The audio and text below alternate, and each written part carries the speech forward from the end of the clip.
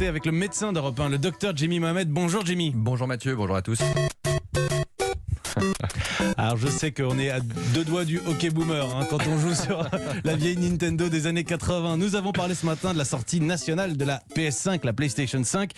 Et chose qu'on n'entend pas souvent, les jeux vidéo pourraient être bons pour notre santé mentale. Oui, c'est vrai qu'à chaque fois qu'on parle de jeux vidéo, on parle ça au travers d'addiction, de comportements violents, d'isolement et jamais d'un côté positif. Et bien là, cette étude va peut-être réconcilier les gens. L'université d'Oxford s'est intéressée à des joueurs de plus de 18 ans. Attention, je n'ai pas envie de me mettre à dos la moitié de la rédaction et des auditeurs qui nous écoutent. Ça ne concerne pas les enfants, même si peut-être qu'il y a des vertus. Là, c'est des adultes qui jouaient à 2 jeux vidéo. Le premier, c'est Plante versus Zombies.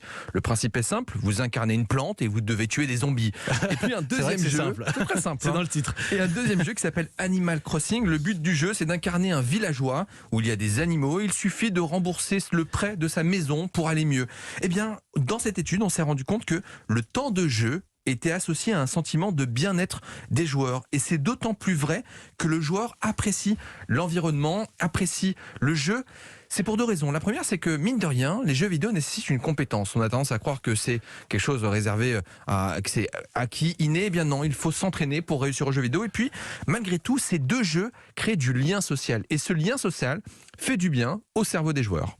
Bon, vous êtes plutôt Plante versus Zombie ou Animal Crossing, vous Moi, je suis Jimmy plutôt FIFA en temps normal, mais bon, c'est encore autre chose. Et tant que nous y sommes, est-ce que les jeux vidéo auraient d'autres vertus ? Alors oui, les universités californiennes ont mené une autre étude en créant un jeu vidéo qui s'appelle NeuroRacer. Le but du jeu, c'est conduire une voiture sur une route semée d'obstacles. C'est un peu Super Mario Kart, tout simplement.